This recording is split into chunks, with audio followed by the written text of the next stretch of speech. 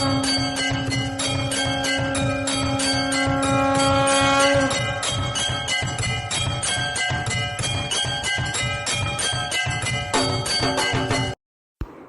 सज्जनों, ओम नमः शिवाय।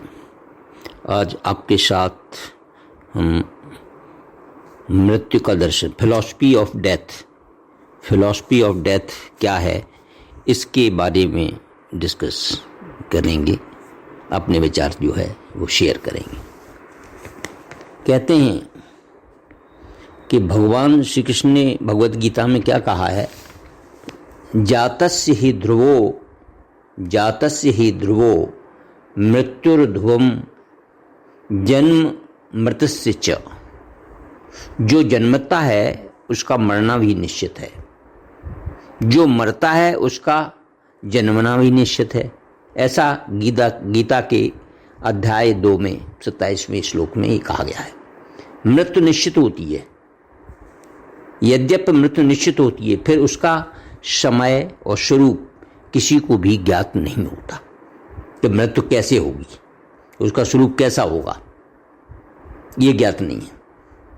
अभी तक मृत्यु का अनुभव बताने वाला कोई पैदा नहीं हुआ जो ये बताए कि मृत्यु के क्या अनुभव हैं।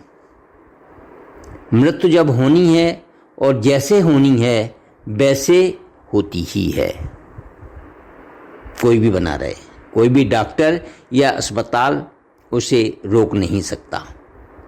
आया है, कहा गया है, आया है सो जाएगा राजा रंक फकीर। बस इतना ही फर्क है, एक सिंहासन चढ़ चले एक बंधे जंजीर। मृत्यु अटल है, इसमें कोई शक ही नहीं है, निश्चित है। फिर भी हर व्यक्ति अमर रहने की चाह रखता है और यही एक आश्चर्य है, यही आश्चर्य का विषय है। वो सोचता है कि हम तो अमर ही रहेंगे और सब चीज़ हम अपने साथ ही ले जाएंगे, ऐसा वो सोचता है, लेकिन ऐसा होता नहीं है। सोचता है तो है वो। अहन्यहानि भूतानि गच्छन्ति यमालयम शेषा स्थावर मिच्छन्ति के माश्चर्य मता परम। महाभारत में ये श्लोक आया है जो हम आपके साथ शेयर करा मैंने, कि इसका अर्थ है, भावार्थ क्या है कि रोज रोज प्राणी मरते हैं, फिर भी शेष लोग अमर रहने की इच्छा करते हैं। संसार में इससे बड़ा कोई आश्चर्य नहीं। जन्म और मृत्यु एक ही सिक्के के दो पहलू हैं, फिर भी मानव को न जन्म का ज्ञात होता है न मरने का, कि हम कब पैदा होंगे ये हम नहीं बता सकते अभी से, और न ये कह सकते हैं कि ये इस दिन मर जाएंगे। दृश्य शरीर से, मतलब स्थूल शरीर से जीव के चेतना के निकल जाने पर इसे हम मृत्यु कहते हैं। मृत्यु क्या है कि हमारा जो स्थूल शरीर है उससे चेतना निकल गई, श्वास निकल गई, कहते हैं तो हम मृत हो गई। लेकिन वह जीवात्मा या चेतना आती कहाँ से है, प्रश्न ये उठता है, और कहाँ चली जाती है। इसका रहस्य भौतिक विज्ञान को आज तक अज्ञात है। यही फिलॉसफी है डेथ की। मनुष्य को पंच महाभूतों से बना स्थूल देह ही ज्ञात होता है, कि पंचभूतों से जो 5 तत्व हैं उनसे ये शरीर बना हुआ है, ऐसा माना जाता है हिंदू मैथोलॉजी में, कि हम 5 तत्वों से बने हुए हैं, पृथ्वी, जल, अग्नि, वायु, आकाश। परंतु स्थूल देह को क्रियाशील बनाने वाला सूक्ष्म देह है, यानी चेतना, ज्ञात नहीं होता। इसका ज्ञान केवल अध्यात्म शास्त्र में ही प्राप्त हो सकता है। सर्वसाधारण मनुष्य स्थूल शरीर को ही मैं समझता हूँ, ऐसा समझता है कि मैं ही, मेरा शरीर है वो ही मैं हूँ। ऐसे देहात्मक ज्ञान को अध्यात्म शास्त्र में मिथ्या ज्ञान कहा गया है।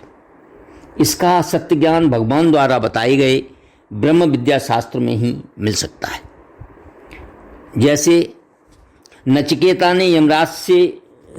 और यमराज का जो संवाद हुआ उसमें नचिकेता ने यमराज से मृत्यु का रहस्य जानने की हट करने का यमराज से प्रश्न किया। मृत्यु प्रभु का विधान है। यमराज ने ये बात कही उनसे जब उसने हट किया और पूछा कि मृत्यु का रहस्य क्या है, मिस्ट्री क्या है, तो यमराज ने उत्तर दिया नचिकेता को, मृत्यु प्रभु का विधान है, उन प्रभु का नियम है, समझ लीजिए आप। भगवान श्री कृष्ण ने भगवत गीता में स्पष्ट कहा है, शरीर नाशवान है परंतु आत्मा अमर है। यह आत्मा किसी काल में न जन्मता है, न मरता है, न मारा जाता है, क्योंकि यह अजन्मा है, नित्य शाश्वत है और पुरातन है।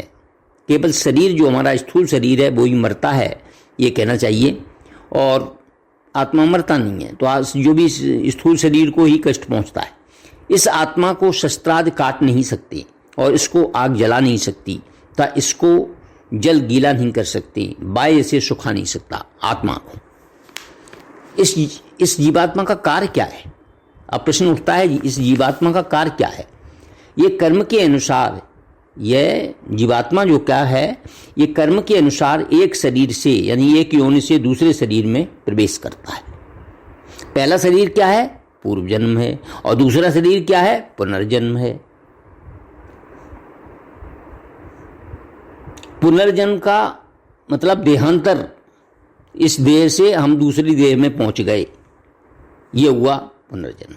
विषय भगवान श्री कृष्ण उदाहरण देकर स्पष्ट करते हैं कि जिस तरह मनुष्य पुराने वस्त्र उतार देता है, नए वस्त्र धारण करता है, ठीक उसी तरह देहधारी जीवात्मा पुराना शरीर छोड़कर नए शरीर में प्रवेश करता है।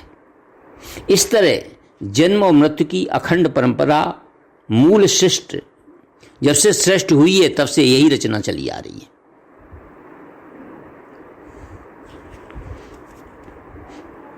सृष्टि के रंगमंच पर किरदार आते हैं और जाते हैं, लेकिन सृष्टि का जो नाटक है वो लगातार ऐसे ही चलता रहता है, तो ऐसे ही चला आ रहा है युगांतर से। मृत्यु का मतलब क्या है? मृत्यु का मतलब क्या है?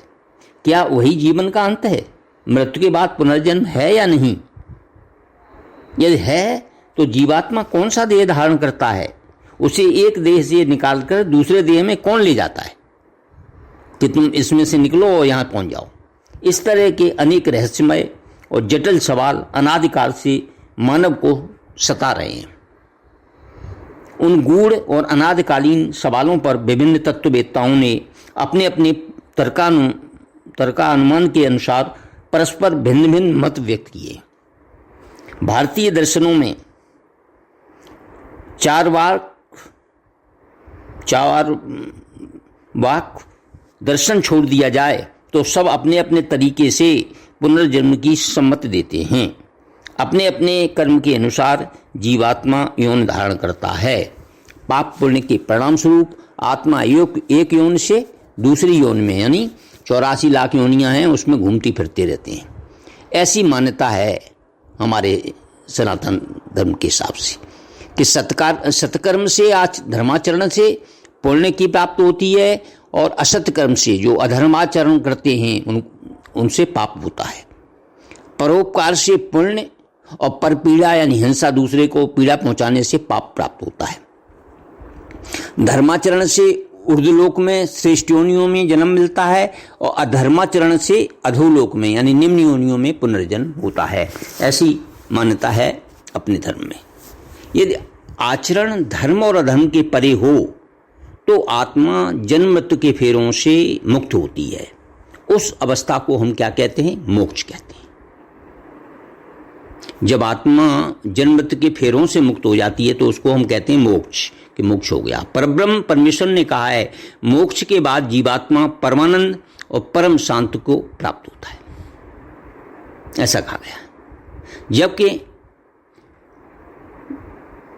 चार्वाक दर्शन पुनर्जन्म नहीं मानता है। उनके अनुसार वह केवल एक कल्पना मात्र है। यावत जीवेत सुखम जीवेत ऋणम कृत्वा घृतम पीवेत, उनका ये मानना है, जो चरवाक दर्शन है उनका।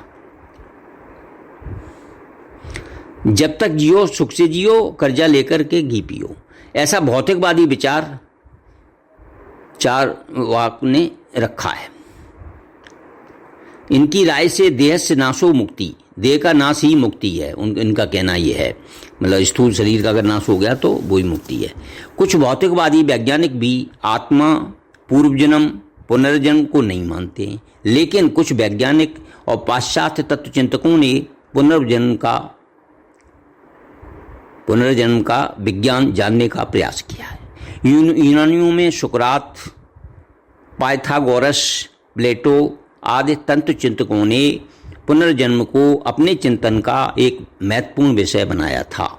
सुकरात ने कहा था कि मेरी ऐसी धारणा है कि पुनर्जन्म सत्य है और मृत शरीर का त्याग करने के बाद जीवात्मा फिर शरीर धारण करता है, ऐसा उन्होंने कहा था। प्राचीन ईसाई धर्म के इतिहास में भी बाइबल में पुनर्जन्म के बारे में निर्देश दिखते हैं। इस्लाम धर्म में पुनर्जन्म नहीं मानते, लेकिन पाप और पुण्य के अनुसार स्वर्ग यानी जन्नत और नरक मतलब जहन्नुम मानते हैं। सुप्रसिद्ध वैज्ञानिक श्री आइंस्टीन ने स्वीकार किया है कि शरीर के अंतर्गत चेतना का स्पष्टीकरण करना पदार्थ विज्ञान शास्त्र के लिए आज तक संभव नहीं हुआ है। चेतना का सूक्ष्माति सूक्ष्म और गुह्यतम सत्य ज्ञान मानव बुद्धि को तर्क वितर्क के सारे प्राप्त करना मुमकिन नहीं है। यह ज्ञान सर्वज्ञ परमेश्वर को ही होता है। वहीं भगवान श्री कृष्ण द्वारा रचित श्री भगवद गीता में उपलब्ध है, वह पाने के लिए श्रद्धा होनी चाहिए। भगवान श्री कृष्ण ने खुद कहा है, श्रद्धा बालभते ज्ञानम तत्परा, अर्थात तत्पर हुआ श्रद्धावान पुरुष ज्ञान को प्राप्त होता है। भारतीय अध्यात्म शास्त्र ने हजारों सालों से आत्मा, परमात्मा, सर्ग, प्रतिसर्ग, पुनर्जन्म, कर्म सिद्धांत, विकारवृत्ति, मन, बुद्धि, अहंकार और स्थूल शरीर के बाहर के चेतन जगत का अन्वेषण किया है। हमारे शास्त्रों में ऐसा कहा गया है। मनुष्य जीवन निश्चित श्वासों पर निर्भर करता है। सर्वज्ञ श्री चक्रधर स्वामी जी ने कहा है, संसार हा दीर्घ स्वप्न गा, यह संसार जो है दीर्घ सपने की तरह है। यद्यपि मानव देह नाशवान है, वही ज्ञान देह होता है। मानव देह में ही मुक्त का ज्ञान प्राप्त हो सकता है। अतः दुर्लभ मानव देह का उपयोग धर्म के आचरण के लिए करना श्रेयस्कर है। कर्म के अनुसार फल मिलता है, वह फल इस जन्म में ही नहीं अगले जन्मों में भी भुगतना पड़ता है। धर्म का आचरण करने के लिए शरीर और मन का स्वस्थ होना आवश्यक है। इसको ध्यान में रखते हुए आचार विचार रखना समझदारी का काम है। संतों ने मनुष्य देह को भगवान का मंदिर कहा है कि ये टेम्पल है, अपना जो शरीर है वो। अस्वस्थ या मृत शरीर में आत्मकल्याण कैसे हो सकता है? इसलिए कहते हैं, यावत स्वस्थमिदं देहम यावन् मृत्युश्च दूरतः तावदात्म हितम कुर्यात् प्राणान्ते किम करिष्यसि।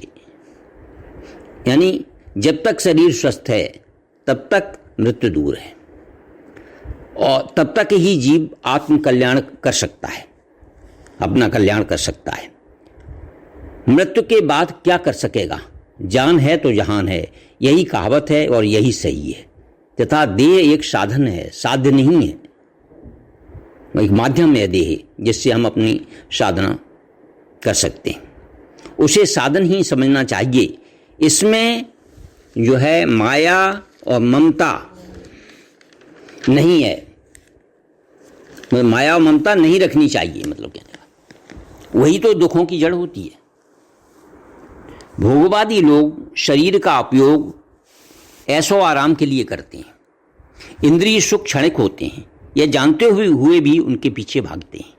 उन्हीं में दुख के बीज बोए हुए रहते हैं। यह भूल जाते हैं कि आज के ज़माने में बीमारियां, व्यसन, व्यभिचार, भ्रष्टाचार, कलह, अशांति आदि समस्याएं भोगवाद की ही तो उपज हैं। दूसरी तरफ निराशावादी लोग जीवन को निरर्थक समझकर आत्महत्या कर लेते हैं। धर्मशास्त्र के अनुसार आत्महत्या निषिद्ध है। हिंदू धर्म के अनुसार आत्मघात करने वाला नरक में जाता है, उसे मुक्ति नहीं मिलती। संसार के सभी धर्म संयम से जीने की कला सिखाते हैं, चाहे कोई सा भी धर्म हो, वो संयम से जीने की कला सिखाता है। धर्म का मूल उद्देश्य ही स्वैराचार, भ्रष्टाचार पर अंकुश रखना है। यह धर्म के नाम पर ही हिंसा, अनाचार और भ्रष्टाचार होता है तो फिर क्या है? फिर धर्म ही वो क्या है? इस संसार को झूठा समझकर उससे भागना नहीं चाहिए, सच्चा समझकर इससे लिपटना भी नहीं चाहिए। कीचड़ में रहने वाले कमल के फूल की तरह जीना चाहिए। भगवान श्री कृष्ण ने मृत्यु का शोक करना व्यर्थ बताया है। वही सत्य अपने बेटे की मृत्यु का शोक करने वाली वृद्धा को भगवान बुद्ध ने जिस घर में किसी की मृत्यु न हुई हो, ऐसे घर से थोड़ी सरसों ले आना, इस कथन द्वारा बताया था। जो वृद्धा थी वो अपने बेटे की मृत्यु का काफ़ी शोक कर रही थी, तब भगवान बुद्ध ने ये बात कही कि तुम ऐसे घर में जाओ जहाँ किसी की मृत्यु न हुई, उससे थोड़ी सी सरसों ले आओ। धर्म मनुष्य को जीना तो सिखाता ही है, मरना भी सिखाता है। धर्माचरण से व्याधि का नाश होकर मनुष्य को परम शांति, परम सुख मिलता है। इसलिए मनुष्य को धर्म के अनुसार ही जीवन जीना चाहिए। अनित्यान शरीराण व्यभवो नैव शाश्वतः नित्यम सन्निहितो मृत्यु कर्तव्या धर्म संग्रह। अर्थात शरीर क्षणभंगुर है, वैभव भी शाश्वत नहीं है, मृत्यु कभी भी आ सकती है, अतः धर्माचरण करना मनुष्य का कर्तव्य है। आज के युग में अधिकतर लोग धर्म संग्रह की बजाय धन संग्रह के दीवाने होते हैं। धन ज़्यादा से ज़्यादा इकट्ठा कर लो धर्म के नाम पर। जिंदगी भर कमाया हुआ धन यहीं पर छोड़कर खाली हाथ मर जाते हैं। आखिर में जगत जेता सिकंदर का क्या हुआ? सिकंदर ने सब पर कब्जा करता हुआ चला गया, लेकिन फिर क्या हुआ? उसको जाना पड़ा और वो उसका उपभोग भी नहीं कर पाया। धन के पीछे भागने वाले भ्रष्टाचारियों को ये ध्यान में रखना चाहिए, कमाओ धन दौलत और हीरे मोती, लेकिन याद रखो कफन में जेब नहीं होती, ये कहा गया है। जीवन की आसक्ति छोड़कर मृत्यु का संघर्ष, जीवन की आसक्ति छोड़कर मृत्यु का सहर्ष स्वागत करना महानता का लक्ष्य है। ईसा मसीह, सुकरात, संत कबीर, गुरु नानक, रमण महर्षि इत्यादि संतों ने हंसते हंसते सूली पर चढ़ने वाले स्वतंत्रता वीर महान थे। इसलिए जियो तो ऐसे जियो कि सब कुछ तुम्हारा है, और मरो तो ऐसे मरो कि तुम्हारा कुछ भी नहीं है। ऐसा कहा जाता है। अंतमति, भगवान ने अंतमति शो गति, ऐसा भगवान ने गीता में कहा है। अंतकाले च मामेव ईश्वरन मुक्त्वा कलेवरम या प्रयाति स मदभावम याति नास्यत्र संशया। गीता के 8वें अध्याय श्लोक 5 में इसका आशय क्या है? जो पुरुष अंतकाल में मेरे को ही स्मरण करता हुआ शरीर को त्याग कर जाता है, वह मेरे साक्षात स्वरूप को प्राप्त होता है। इसमें कुछ भी संशय नहीं है। ये भगवान कृष्ण ने अर्जुन को ये बताया है भगवद गीता में। फिर कहते हैं अध्यात्म शास्त्र के अनुसार जीवात्मा परमेश्वर की भक्ति से ही जन्म मरण के फेरों से मुक्त हो सकता है। सर्वज्ञ श्री चक्रधर स्वामी जी क्या कहते हैं? इस जगत में एक परमेश्वर के अतिरिक्त किसी भी साधन द्वारा जीवात्मा मुक्त नहीं हो सकता है। मृत्यु तो किसी भी क्षण आ सकती है। यहाँ कल क्या होगा किसने जाना, यहाँ कल क्या होगा किसने जाना। इसलिए आदि शंकराचार्य जी ने क्या कहा है?